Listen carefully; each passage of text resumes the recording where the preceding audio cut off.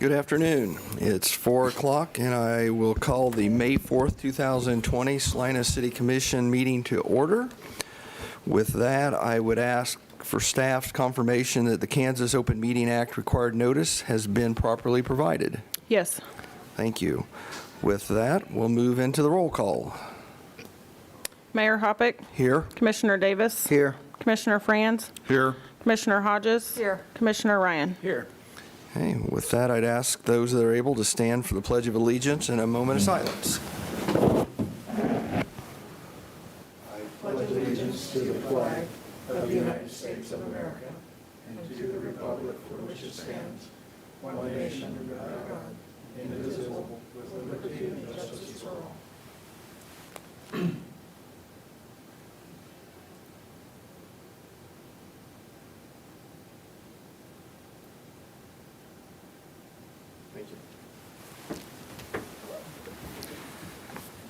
Okay, we have no awards and proclamations. Before we move into Citizens Forum, I will turn it over to City Manager Mike Scragg to discuss how we're going to handle everything today. Thank you, Mayor. We're still using the conference calling bridge format, so that's something that we've been doing for a while now, but as a housekeeping item, we try to review how that works and how callers can participate, and so I'll go through that and provide a little bit of an explanation. We are using what's called a conference bridge. It allows, I believe, up to 150 people to call in and listen to the conversation, and also then indicate their interest in commenting as we get to a particular item on the agenda, and we're able to call on them, unmute their phone call, and then allow them to address you. So the process for that, well, I guess maybe I should back up. First, I do need to verify that all of our technology is working. So first of all, I need to verify that Scott Gardner is on the line. And I'm here. Okay. So Scott, the phone call is working? Yes. And is Facebook Live working? Yes. And Salina Media Connection, the cable feed? Yes. And Salina Media Connection, the online feed? Yes. And I need to verify which number you're calling in. It looks like you're calling in on the 5700 number? Correct. Okay. I'm going to mute the other city lines and just verify that you're still there. So Scott, you can still hear us and speak? Nope. Yep. Okay, let's try that again. Scott, can you hear us now? I've got three lines that all say City of Salina. Scott, try again. Yes, I can, and I'll call in on another line as well. Okay. All right. So back to the procedural items. For those that haven't already called in, they can call in to participate by calling the number 785-621-0800. They'll be prompted to enter a participant ID number, and that number is 782-956. They'll also be prompted to announce their name, which is optional, but in either way, they'll need to press the pound sign to complete that step, and at that point, they'll be in the conference call. I can then see them on my laptop screen, the fact that they're called in, and then when the time comes and we ask for public comment, if they press *9, that will then give me an icon on the screen that indicates that they wish to address you about that particular item. So at that point, I'm able to unmute them, announce that they're able to address you, and give them the opportunity to make public comment. I would note that there is a little bit of delay depending on which source if they're watching video rather than listening to the phone call. So one of the things that we advise is for them to turn their sound down when they're on the phone call, because they'll get conflicting audio from the phone call and whatever other source. So they do need to turn the sound down. We do need to be mindful to leave a little bit of time for listeners to catch up for our request for them to press *9 to indicate that they wish to speak. So I'll repeat the numbers one more time. The conference bridge number is 785-621-0800. The participant ID number is 782-956. And then they will need to press star 9 when they're prompted if they wish to address you in citizen forum or public comment. So that's all I have, Okay. Mayor. Thank you, Mike. With that, that will lead us into the Citizens Forum. This is an opportunity for citizens to call in and comment on items that are not on the agenda. And I believe we do have one interesting caller. Any callers that wish to speak to the City Commission, please press star 9 to indicate that you'd like to have an opportunity to speak, and I'll unmute your phone. Okay. Mr. Patel, you're unmuted. Okay, yes, I'm here. Can you hear me? Yes. Yeah, we're going to turn up the volume just a second. Sure. Okay, go ahead. Okay, so hi everyone, and first of all, thanks for allowing me to talk here today. I'm calling on behalf of the all hotel owners here in Salina, local hotel owners. I'm also a hotel owner in town, also on the restaurant in Salina. Now I requested and I sent an email several times to city commissioners and Mike as well, and I did discuss with the Mike as well regarding my water bill relief issue. We all are going through the very difficult financial and health related and mental stress and all those things. We are going through this very difficult time, but especially when it comes to the hospitality industry, which is hard-hit industry at this point due to travel restrictions and people are afraid to travel. People are afraid to stay in another hotel because they have so many concerns. And we have projected, this is the current situation. So we have lost, so much business. If I talk just about my personal business, I have a $500,000 cancellation just in a month for this coming season. So in a nutshell, I have lost, entire summer business. Moving forward, we have projected this whole year is going to be like that. So we are not even going to generate 1/3 of revenue compared to our normal business. If this is the situation for me, it's going to be for everyone in Salina area as well. I'm just talking Salina area. It is everywhere nationwide, but I'm just specifically talking this time Salina only. So we are going to have a very difficult time to survive. We are looking for help. I have contacted, senators, state senators. I have contacted, our federal senator. We have contacted, utility department. We have contacted, appraisal office. We also, contacted city as well to, help wherever we can find help. So far, we have a very little help, from some utilities company, like including the Cox Cable. They have relieved us, several months of bills, so they completely relieve us from the paying bill. I'm also looking for the same kind of help from the city of Salina for the water bill. And, it will big help for us as a hotel owner. And if we don't get help, we are in danger to, completely lose the business. So this is my point today, and I wanted to, make the city commissioner and city mayor aware that, we are going through a very, very difficult time, and we are begging for the help from the city. Okay, Mr. Patel. This is my point today. Yep. Thank you. I know we have received your correspondence, and I have had some conversations with Mr. Scragg about that. So thank you for calling.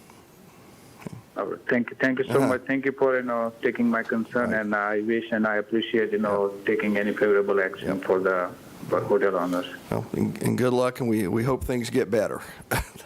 All right. Thank you. Thank you. Commissioners, I generally try to avoid pushing these type of policy decisions your way, but I think you saw the email correspondence that I had with Mr. Patel and tried to explain that there's no discretion granted in the current code, and to his point, the current code doesn't anticipate a pandemic necessarily, but there's no discretion granted to staff to waive those type of bills, and the email correspondence talked about kind of the precedent-setting nature of granting relief for hotels and everyone else impacted, and that's something that would be a typical decision point for you as a governing body, and I felt a little guilty in doing it, but indicated it really is at the discretion of the governing body. Without further action, there is no opportunity to create any relief, and if that's something the governing body wanted done, they'd have to provide direction to city staff to do that. So I think he understood. We had a very good conversation. I'm very empathetic to the situation he and a lot of businesses are in, and I was the one that kind of prompted that he had this opportunity to address you directly by calling in today. So. Thank you, Mike. By looking at the names, I don't see anyone else, but I'll make a call for anyone else that wishes to address the city commission. If so, they need to press *9.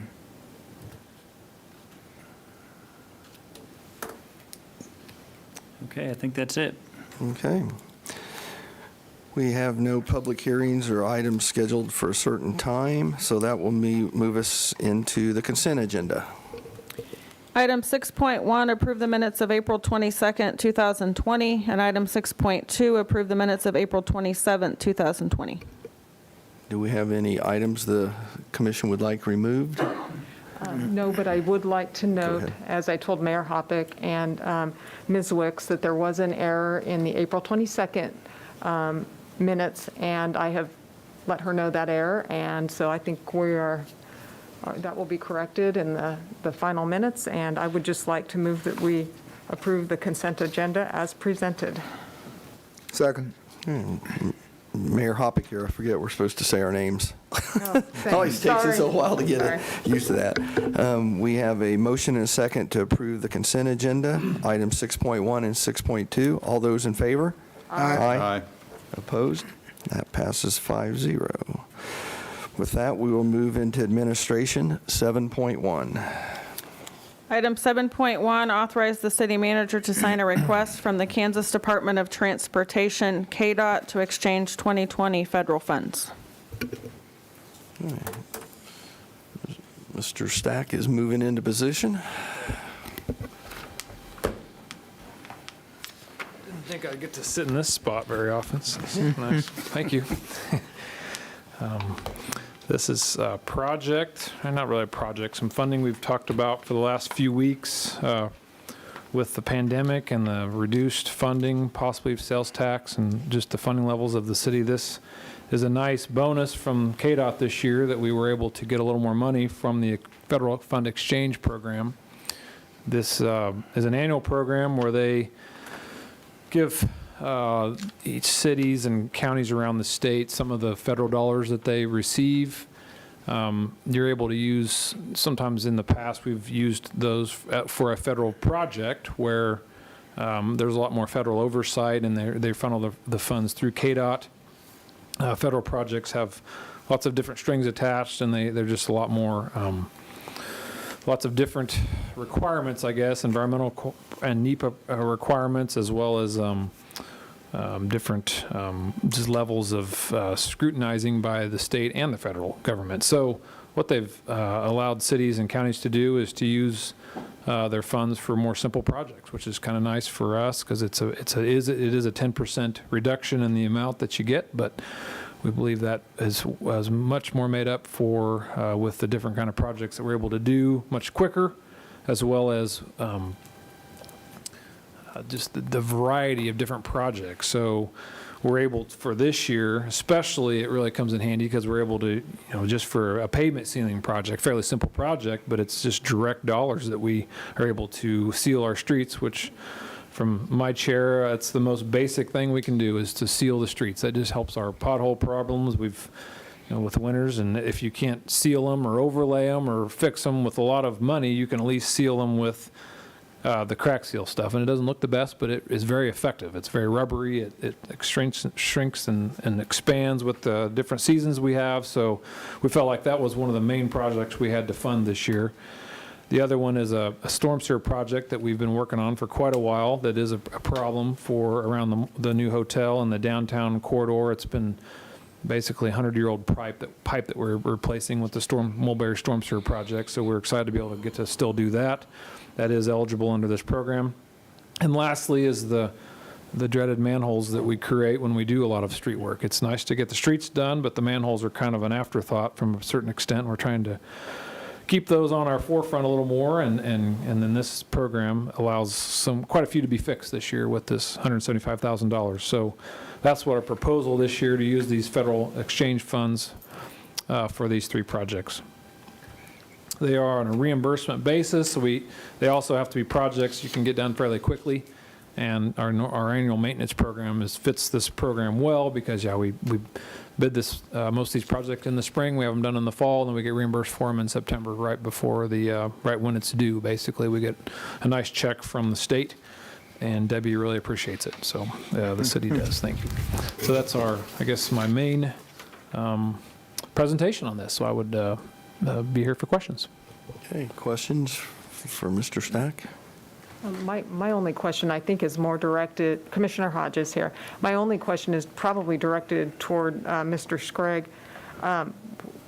Was this exchange fund amount reflected in our earlier discussions on the budget?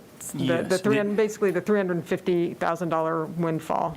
Correct. Thank you. Not only the amount, but these individual projects Right. were what we talked about. Thank you. And then as one other kind of historical item, I don't know how long we've been doing federal funds exchange, but we've been doing that for a while now, taking advantage of the flexibility as Mr. Stack described in return for that 10% reduction. Yeah, I think I saw somewhere in here 2011 or something. Does that Correct. sound about right? That's exactly. I was Been just doing looking that. up. It's been since 2011. That's correct. Yeah. And the exchange rate has been 90% all of the years except for one. And the one year wasn't quite as good, but they quickly went back to 90%. So it's very beneficial for us and the counties. This year they said a lot of the bridge programs around the state, a lot of these dollars go towards bridge work as well. So they were trying to even up basically county bridge replacement projects and city shares, and they try to keep it even. So they said this is probably a one-time windfall, but they try to even it up each year. So it fluctuates a little bit each year. Commissioner Franz, when you say windfall, it's because this amount is larger than what we normally Yes. get? Yes, quite a Or is this bit. amount something entirely new as opposed to a second distribution?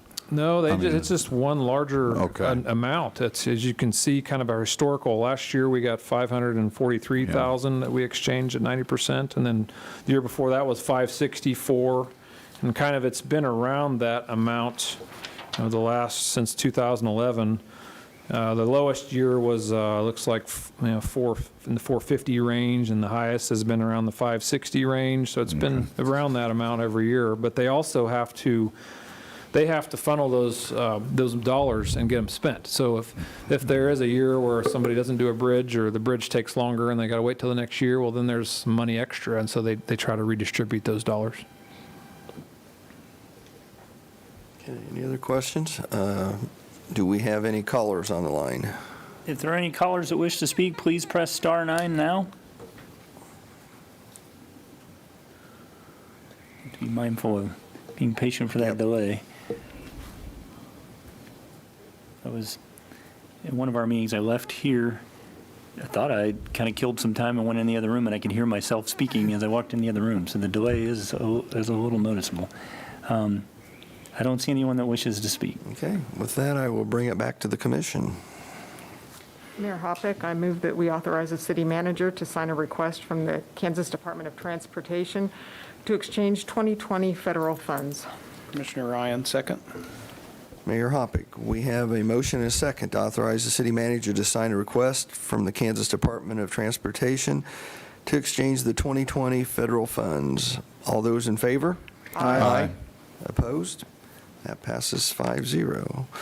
With that, we will move to item 7.2. Thank you. Thank you, Mr. Stack. Item 7.2, resolution number 20-7831, addressing city participation in the Kansas N95 respirator decontamination program, coordinating with Saline County regarding the Kansas N95 respirator decontamination program and indemnification of Saline County relating to liabilities arising from city participation in the Kansas N95 respirator decontamination program. Hey, Mr. Scragg. Thank you, Mayor and Commissioners. This relates to a recent authorization that FEMA gave to the state of Kansas, and Battelle Corporation has technology to decontaminate N95 respirators. And so the technology's been approved at the federal level, and they've indicated that an individual respirator can be decontaminated up to 20 times using their technology. My understanding of the approach is it is a piece of equipment. I believe it's going to be located in Topeka, and there will be appointments scheduled for different counties or different first responders and hospitals within counties to take their respirators to Topeka, have them run through the system, wait while that happens, and then return with their respirators. So I've started to see guidance in terms of labeling the respirators and packaging them in paper bags and delivering them to Topeka. One of the pieces of advice or guidance that came from the state was a recommendation that counties try to coordinate their efforts, and rather than have multiple agencies bring items. And so Salina County reached out, indicated a willingness to be that central point for our first responders as well. And the only thing that they asked is that they have to enter into an agreement with Battelle Corporation, and part of that agreement is an indemnification against contamination or any failures.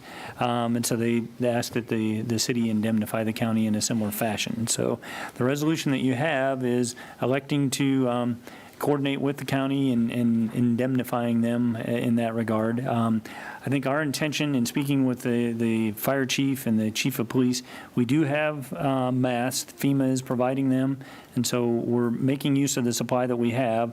Our intention would be to hold those, once they're used, to hold those back, and if it becomes necessary, then to use them after they've been decontaminated. We can start making use of that service, but we would kind of hold off on the existing supply that we have as long as we can and see how supplies hold out. But this then would at least create kind of an inventory that we could hold in reserve if needed, and so we thought it would be appropriate and prudent to take advantage of that process. There's no cost associated with this action item, no cost for us to send them to be decontaminated, and the county's not asking for any reimbursement either. So it's purely just approving the resolution as it is written to take the county up on their offer and to indemnify them. I did provide some information, some fact sheets and other information that have been provided to me as it relates to the technology. I don't claim to be an expert, but that is what the state disseminated. So your options today would be to approve the resolution, approve it with amendments possibly. You could postpone consideration, or you could vote to deny. In the event that you voted to deny, then that would necessitate us possibly executing an agreement with Battelle and making our own arrangements to physically deliver our materials to Topeka. So with that, I'd be happy to try to answer any questions you might have. Question from commissioners? I don't have a question. I just have a comment, and it's in the form of a thank you to the county for agreeing to coordinate this for our first responders, and to the state of Kansas for providing this service, and for FEMA for providing this service as well. So I just want to make sure that everyone is thanked. We really appreciate being able to have the opportunity to reuse the N95 respirators. Commissioner Franz, the documentation that came with it indicated that it would be at our option to return the respirator to the same person who submitted it versus coming back as a pool. Are we returning them to the same people? I very much would, Yes, I agree. I understand they've been decontaminated, but for some reason I feel better if I know that you're going back to the same people that submitted them. Mike Scragg, understandably so, and part of that guidance that I was talking about was a numbering system so that you Okay. could Well, yeah, have a number for an it says we individual. can, I just want to know if we were. Yes, that would be our intention. Okay. Okay. Do we have any callers that would like to weigh in on this? If we have any callers that wish to speak, please press star 9.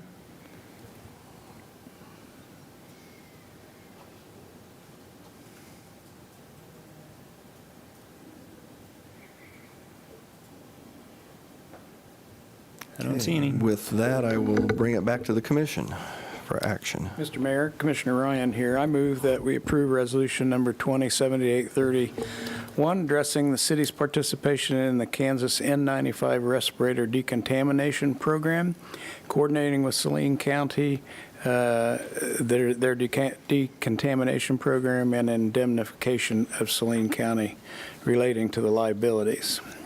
Commissioner Davis, second.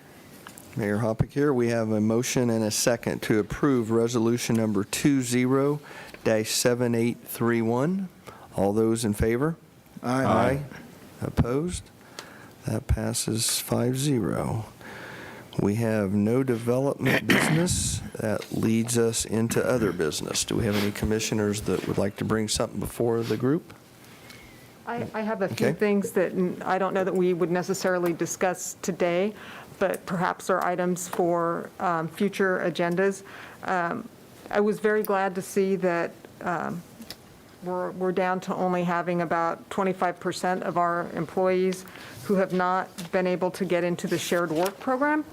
I didn't see, one department I didn't see on here was municipal court, and I went back and checked, and they do have a couple people that are on work share, and I didn't know if are we the point person for the municipal court employees, or are they doing something on their own? We are. If I could back up a little bit in terms of the work sharing with by way of an update, we submitted we have to do it by work unit, so we submitted 26 plans. We received approval of 15 pretty quickly. We submitted it on a Thursday and received confirmation over the weekend. That left us 11 that have yet to be approved, and municipal court was not one in that list. The reason for municipal court is we're taking a furlough approach while court is not in session, and so the work share wouldn't actually take effect for a week or two yet, because they had postponed their court cases to May 18th. Fortuitously, that matches up, if the health numbers work out correctly, to the next level of mass gathering. So it kind of synchronizes nicely in terms of the number of people that would need to be in the courtroom. So we've had conversations. We have a work share plan that we'll prepare and submit between now and then for municipal court for the 2 employees there. Furloughs have already been submitted, and they're in process. So with respect to the remaining 11, we've had multiple communications with the state over the weekend. The first 15, this may be more detail than you want, but the first 15, we received approvals, and it was pretty evident exactly which work unit was approved, and they had numbers 1 through 15. We received indication that we should have something yet this morning on the remainder. They confirmed they had all the necessary information, and we received approval of number 25 and 26. So that leads us to believe that they might have approved all the rest of them. The approvals are just forthcoming. But Natalie Fisher, the HR director, continues to be in contact, leaving voicemails and emails, and having a little bit of disjointed conversation with them as if it's imminent, but we just don't have that final confirmation. So we're hopeful that any day now we should have confirmation on the remainder. Staff has been made aware that this week, whenever we receive confirmation, we'll go ahead and implement. If it's unit by unit, we'll implement those. If it is midweek, we'll go ahead and try to implement, if at all possible, yet this week. So things are moving forward. It's a little disjointed, but we're waiting on the state's final confirmation. Thank you. I really appreciate that update, and I appreciated receiving it in the city manager's update that we all receive. And if possible, I think in order to disseminate the information, it would be great if we could get a weekly update somehow out, so that not only our employees but people in the community understand where we're at in terms of our staffing and our employees. Can I follow up on that? Sure. Mike, would it be, Mayor Hoppick here, would it be advantageous to go ahead and submit the work share program for municipal court, knowing that we had the delay on this last one? And can you put a date to be, or, you know, put the May 18th date or date to be determined if that's extended, the 30? I don't exactly know. Natalie Fisher, our HR director, would probably know the answer to that, but we did talk about having that prepared and ready to submit. So it's Just since in the this one's works. taken a while, and I know that the state's, you know, been inundated with claims, so. Yeah. Okay. I'm sorry, go ahead. No, great question. Commissioner Hodges here. A couple of other things that related to that in some sense because of their COVID-affected things are our facilities and our programming. There was mention of that again in the city manager update, which I appreciated, but as I'm sure all of us have been getting the same emails and phone calls about the municipal golf course, about Barkley Park, and about Kenwood Cove. Those, at least from what I'm getting, those seem to be the top three.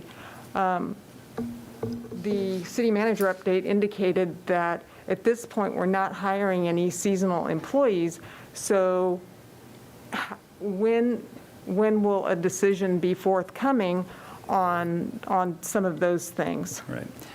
Actually, my intention as part of other business was to propose to you that next week, staff come back with an update on finances as well as kind of some of the feedback that we've had. In all honesty, you know, you passed a resolution, a couple of things. Our budget projections assume no part-time staffing expenses, and I think we were pretty clear in our conversation about the extent of what that would look like. And you passed a resolution authorizing the city manager to implement part-time staffing levels.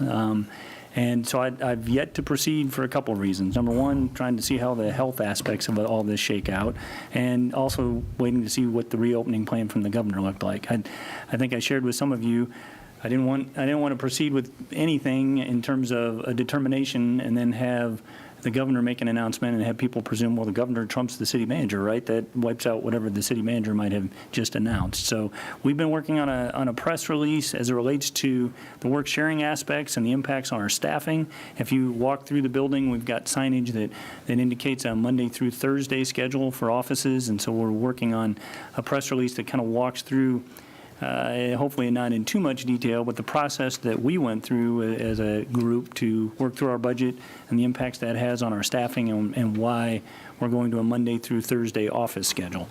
That we're ready to roll out. In addition to the items that you mentioned, getting quite a bit of feedback about just special events in general. To Mr. Patel's point, you know, the impacts of those events on tourism and hotel stays, as well as a lot of feedback about tournaments, sports tournaments, baseball and softball in particular. Now that the governor's come out with some language and a timeline as relates to pools and sporting activities, that's created even a more heightened expectation that we now have guidance about how that can proceed.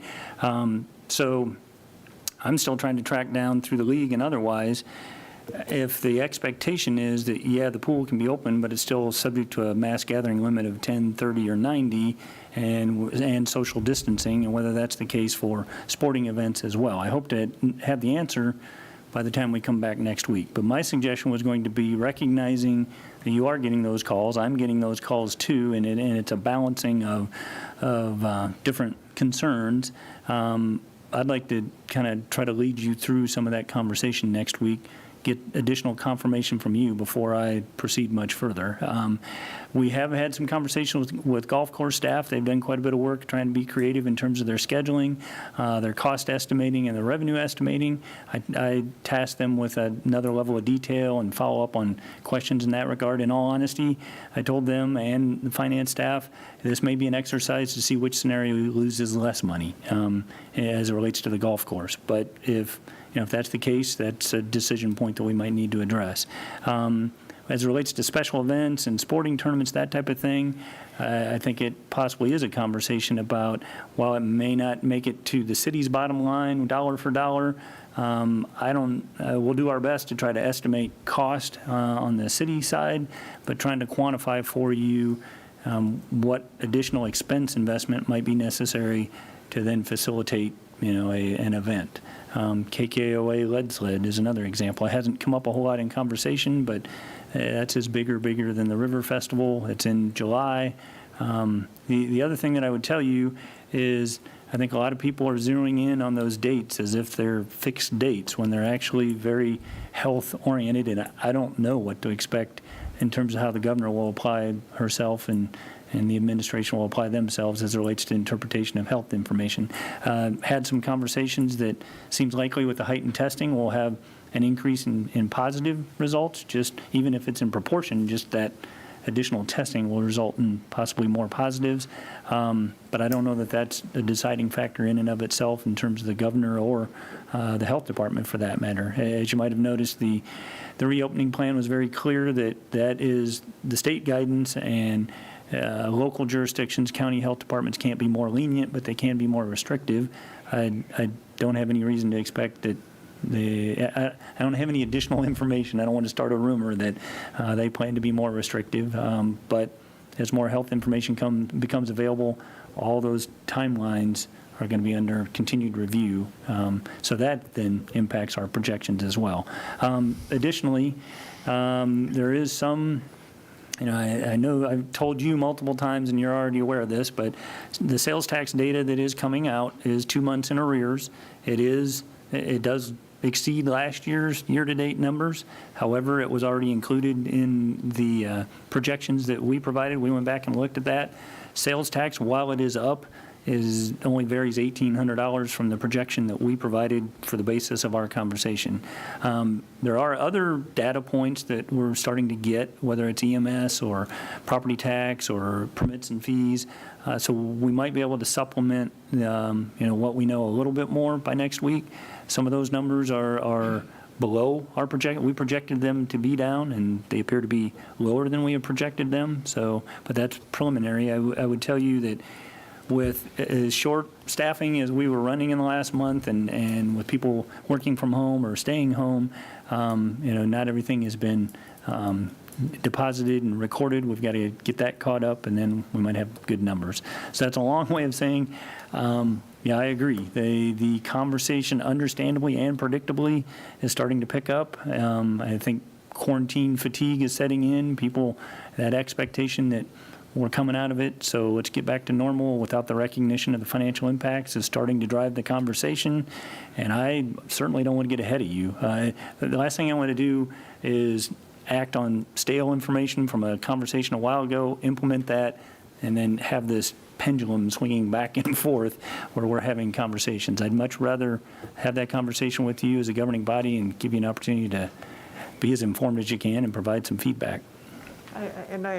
I appreciate that, and I think citizens know that we've got a public safety aspect to these decisions, but we've also got financial considerations. So, but it's your thought that we may be able to at least address some of these facilities, and whether or not obviously we need detail on, revenue-driven facilities like Kenwood Cove and the Muni. But that's a conversation you're anticipating that we'll be able to have next week? Yes, that represents quite a bit of work on staff's part. What my vision would be is that we would do our best to model, segment by segment, topic by topic, what added expense might be involved to make that service available, and then help you make an informed decision.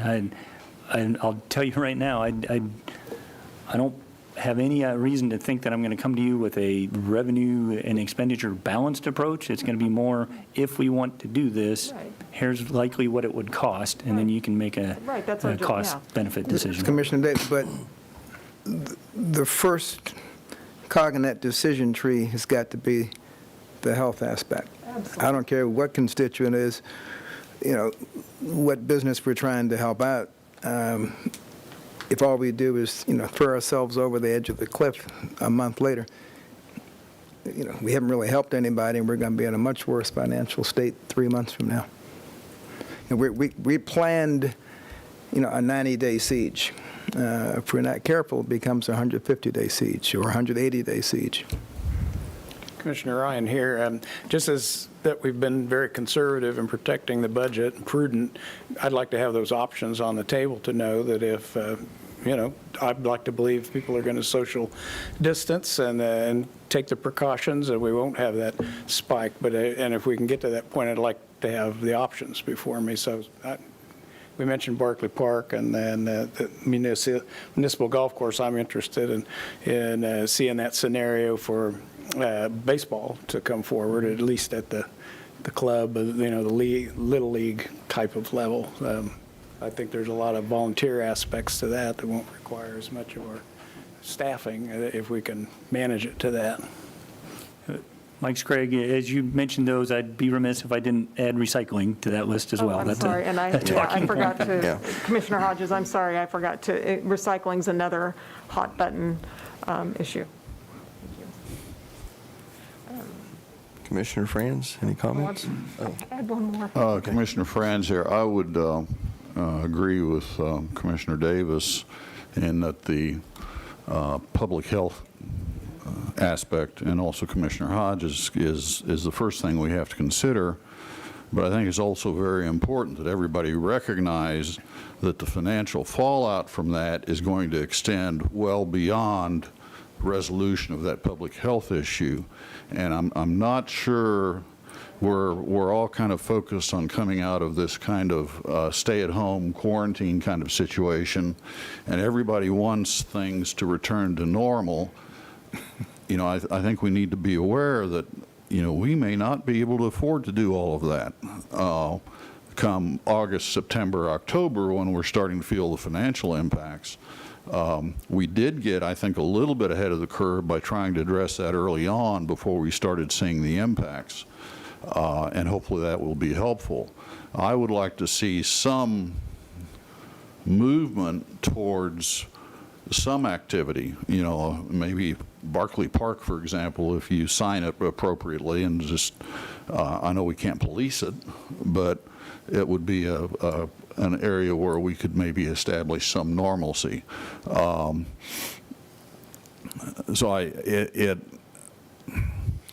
really troubled by the pressure to return all of our programs to normal.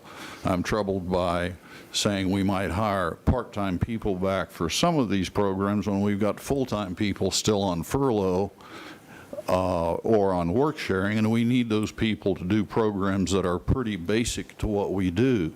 I have trouble balancing all of that, and I think we need to have quite an extended discussion about all of the implications that might have for us going forward. It's just very, it's a very uncomfortable situation to be in. Mike Sprague, I share your discomfort. That's why I didn't make the decision unilaterally. This is very difficult. Mayor Hoppick here, and I've had the discussion with the city manager about some of this, and that's why I thought that it needed to come before us, even though we gave him some leeway in our resolution. And again, I think we need to look at what the potential, if there is a potential loss to running certain programs, what that is, because there is a certain quality of life, and there are certain things that the public expects us to provide, and I think we have to look at and weigh that. What is that loss? It may come down to where we're asking those participating to be more involved in, I'm just going to use for simplicity, baseball. They may have to chalk their own fields, or they get a group that helps do that, or whatever we're doing, we may have to balance things a little bit. And then I know later on in the summer there's some activities that come to the community that are financially very important to our hotels, our restaurants, and that type of thing, that maybe cost us as a community some money, and we're going to have to try to weigh that too. And those are things that I think we're just going to have to do as a commission. And but I think the sooner we start trying to weigh that, the better off we are. So, Commissioner Davis, it's good to have a list of options. Each one of us probably has our pet project we want to open. For me, it's going to be recycling. I mean, you'd think the dog part would be an easy one to figure out. But, some states have already begun to open up. And I would hope that some governors in states that haven't opened up are sitting back and just saying, well, if those folks want to be the guinea pigs and be the experiment, more power to them. We're just going to wait and see what happens 30 days after they've opened up. Because that's going to be enough time. If there's going to be a second wave, it'll show up. And promising things to folks before we have, word from the governor, let alone our own local jurisdiction, may lead to more disappointment down the road. You could give a provisional reservation for a baseball field at the end of August, but the fine print has to say contingent upon, and list all these things. I'm usually fairly optimistic, but my optimism here is only if we play this right. And there's still a lot of folks out here who just don't seem to get it yet. And we don't see large numbers here because we're not testing a lot of people. People might be a little more afraid if they realize, 20% of the people in my block have this. What do you know? Okay, maybe I will wear that mask when I walk the dog. Mike Scragg again, and that prompts a handful of talking points. With respect to the finances and the budget, I want to stress, we don't even know what our margin of error is on the numbers that we provided you previously. So I'm very reluctant to just say that's the number dead on, and anything else we want to do is that's what's going to hit our bottom line. As things fluctuate from our projections to our work sharing to, we're already running into difficulties in terms of scheduling that cause us to have to back away from individual work sharing arrangements, and that'll impact the number. So we got a hefty margin of error just in terms of the financial estimating we've already done is one thing. With respect to going first, I posed that question on one of the calls that I was on, and a lot of times they refer to it as the canary in the coal mine, and the response was Kansas is not far enough behind to have, there's no one far enough in front of Kansas to serve as the canary in the coal mine, but we'll have to monitor that and see. With respect to your example is a good one of the reservations, the contingent reservations. One thing that we have done based on what we've already talked about is we've not been taking reservations where other communities have been kind of proceeding as if the governor's reopening plan is the date, and they'll take reservations and then they'll deal with them later. We've kind of taken the other approach. Without some change in our directive and our staffing, we are not prepared to take reservations for sporting activities and things like that. That has gotten to me as kind of a disconnect compared to other communities. So there's that. And then lastly, my intention is not that we change course. It is that you have enough information and you can make some prioritized decisions, and it would all be still contingent on hitting the health numbers. The other thing that I would say is, as we talk about being hopeful for social distancing, I think the vast majority of that is the case, but I would tell you that we found it necessary to install plywood on the basketball goals in the park because they're welded to the backboards. And that was then disassembled by basketball enthusiasts, and we had to take our efforts to the next level to prevent basketball. So I think human nature is they want to get out, they want to get back to normal, and we're not able to police all that. But voluntary compliance is less than 100%. I guess I'd put it that way. Commissioner Franz, if I could address Mayor Hoppick's comment. I, too, have had, I will be much more amenable to moving forward with some of these programs if, as he pointed out, we can get the folks who want to do that to take on some of the responsibility that our additional seasonal staff used to be required to do. That would be very helpful in terms of my assessment of that moving forward, simply because of the cost limitations. And again, the health aspect is greatly concerning to me. I mean, if you look at the new case count in Kansas over the last 2 weeks, it is absolutely spiked. Now, that being said, that is largely due to, I think, 4 counties where, and I hope I'm not misspeaking, but where the meatpacking plants are prevalent and people are in very close contact to each other. We don't have a similar facility in Saline County, but it does speak to what happens when you have constant close contact with this sort of virus. It is very easy to pass, and I think everybody needs to remain cognizant of that. Mike Sprague again, sorry to keep piling on, but you raise another good point that I think might be worth sharing. I'm currently in conversations with an event scheduled for this weekend that wants permission. They have participants coming from multiple states. They have proposed a format where they can observe social distancing. We have travel quarantine guidance from KDHE if someone from particular states. They've indicated that they don't typically have anyone from those states, and they will just turn people away from those states. What we don't have is any guidance as it relates to individual hotspots within the county and within the state. So there's nothing that prevents anyone from Johnson County or Ford County or whatever from coming to Saline County today. But in talking with the county, I don't believe I have any ability to turn down that permit. They're not needing any additional services from us. They just want to use a city facility. And so they've committed to putting measures in place to try to observe social distancing and the mass gathering limitations.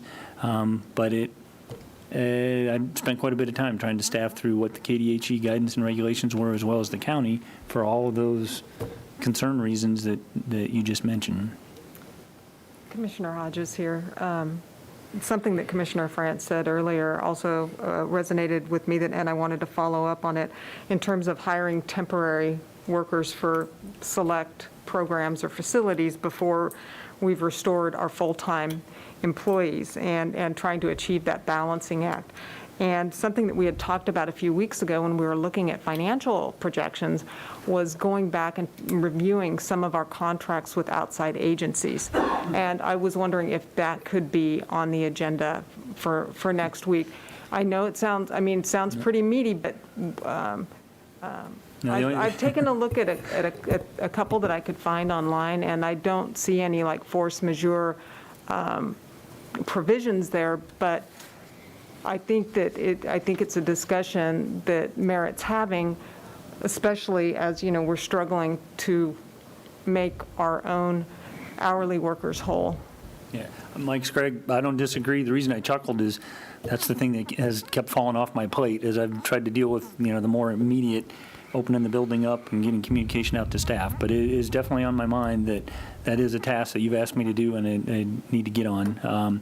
In committing to facilitating the conversation next week, that's a whole nother block of time. I'll do my best, but I don't know how far I'm going to make it on the contract side of things.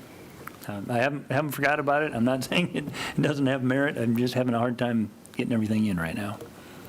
Thank you. Yeah, I'd appreciate it, and I hope it can happen. And then Commissioner Hodges here, my final thing, I swear to God, you guys, you had some information about the field house floor in your city manager's update, and I thought that might be helpful to share with the public at large. Sure. Mike Sprague again.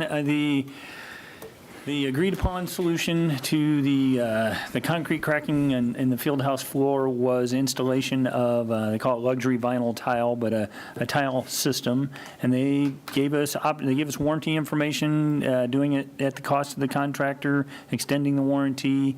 We went through an agreement, executed an agreement, and selected a floor pattern and tile. Well, we selected hexagon tiles. It was a pattern that kind of seemed to rise to the top aesthetically. And what we didn't anticipate is, and what we found out after they installed the hexagon tiles, is the manufacturer, Shaw Flooring, did individual colors of hexagons. One batch of hexagons were not completely uniform with another batch. And so as they installed them, and they had torn everything up and they had the glue down, so they felt like they needed to finish the project. They couldn't just leave the glue uncovered without tile. But as they were installing the hexagons, they realized that irregularity, not only was it creating an issue where they joined, it was carrying itself through that hexagon pattern. If you had more of a typical rectangular tile or hardwood flooring, you can kind of make up that individual gap pretty quickly as you're installing the tile. But in a hexagon format, it just perpetuated itself across the floor. So contractor, subcontractor, contractor, flooring manufacturer all acknowledged that was not acceptable, came together with a plan, basically told us, you pick whatever replacement you would like. We did feel like we got an opportunity of sorts. The pattern we picked was pretty light, and it became apparent that it showed tracking more than we expected just after a routine use of a weekend. So I shared with you in my city manager's update. The alternate tile is thicker. The warranty would be the same. It's a no-cost change order.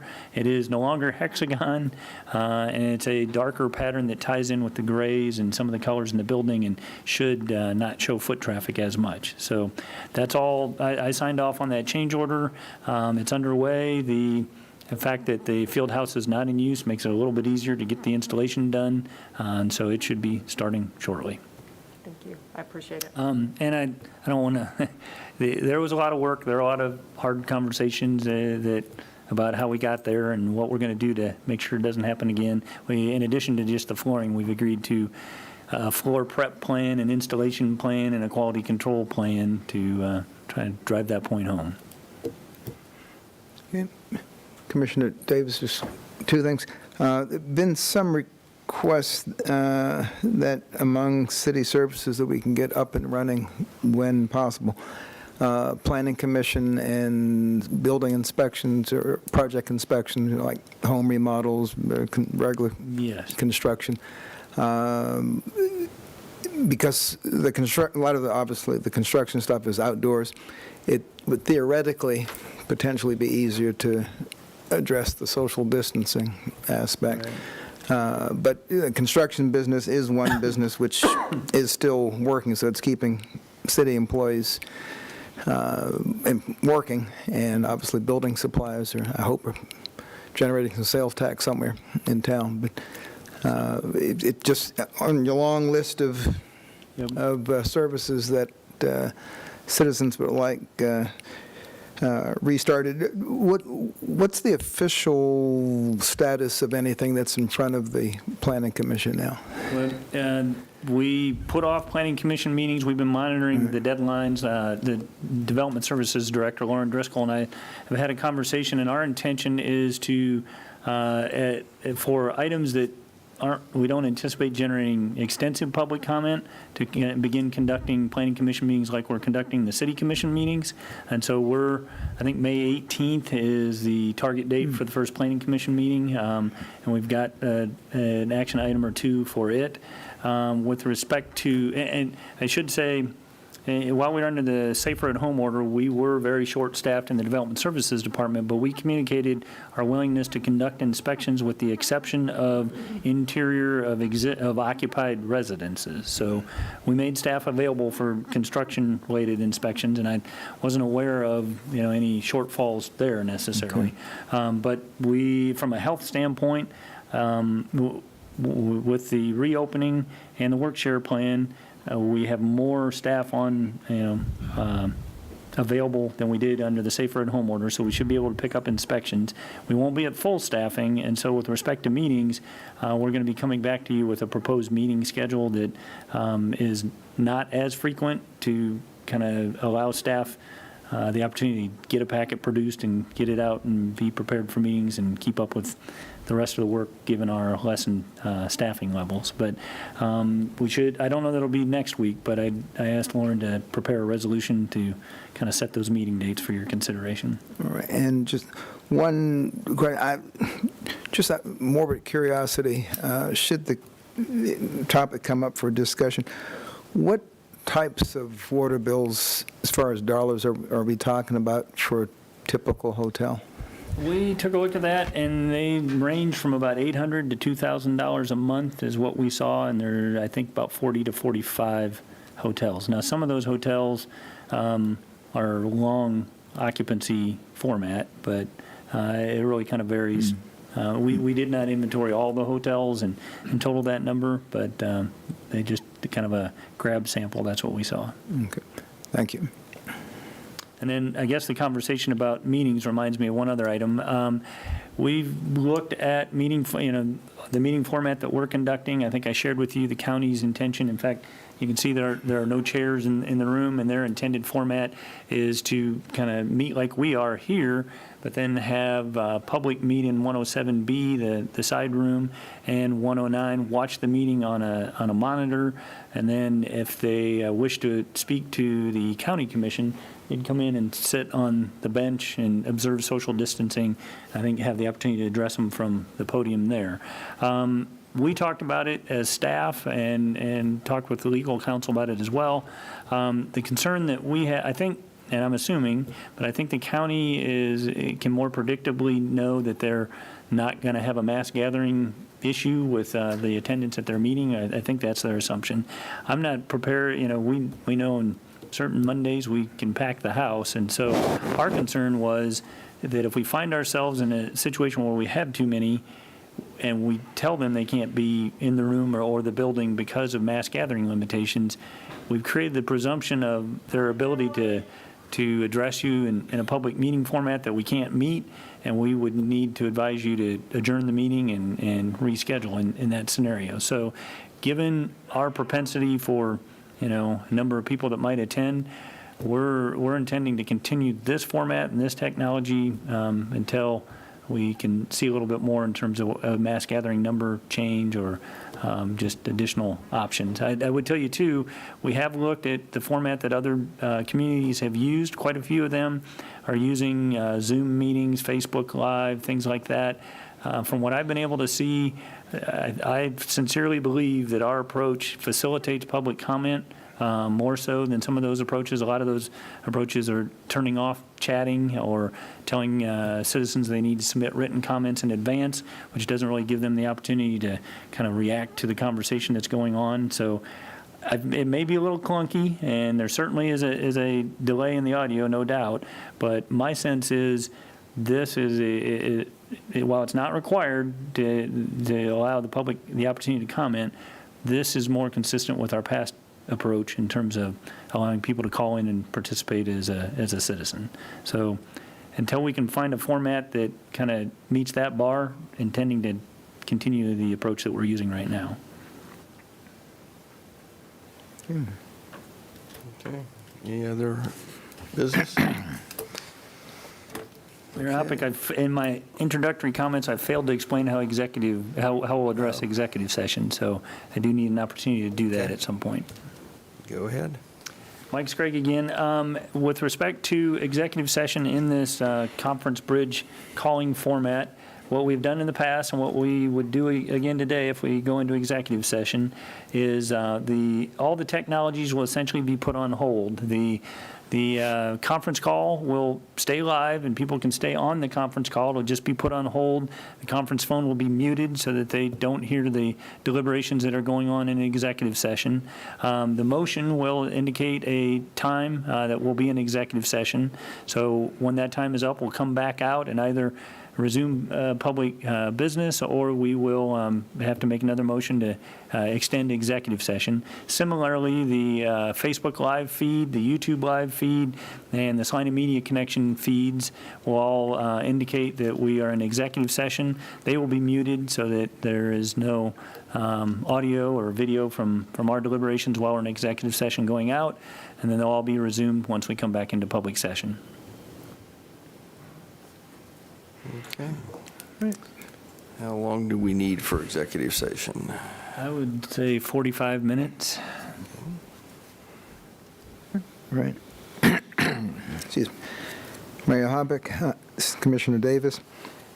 I move the City Commission recess into executive session for 45 minutes to discuss with legal counsel certain yet to be negotiated details regarding negotiations with Saline County arising from previously negotiated general terms of the anticipated long-term leasing of the Expo Center by Saline County, based upon the need for a consultation with an attorney for the public body, which would be deemed privileged in the attorney-client relationship pursuant to KSA 75-7319B2. The open meeting will resume in this room at 5:50? 5:53. 5:53? Yep. All right. And I need a second on that. Second. Thank you, Mayor Hoppick here. We have a motion and a second to move into executive session. All those in favor? Aye.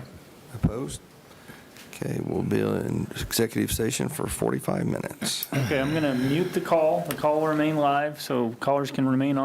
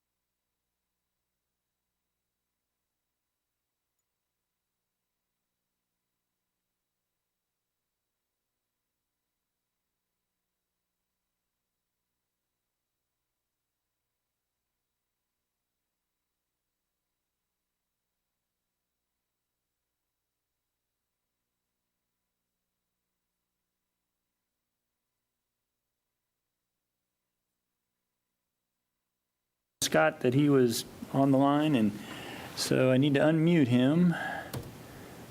Is this device muted? I think it's live. Scott, are you there? Yes, I am. Okay, so the phone is working. Are you able to confirm that Facebook Live is working? Yes, it is. And Salina Media connection, cable and online? Give me a few seconds there. There's about a 30-second delay. Okay.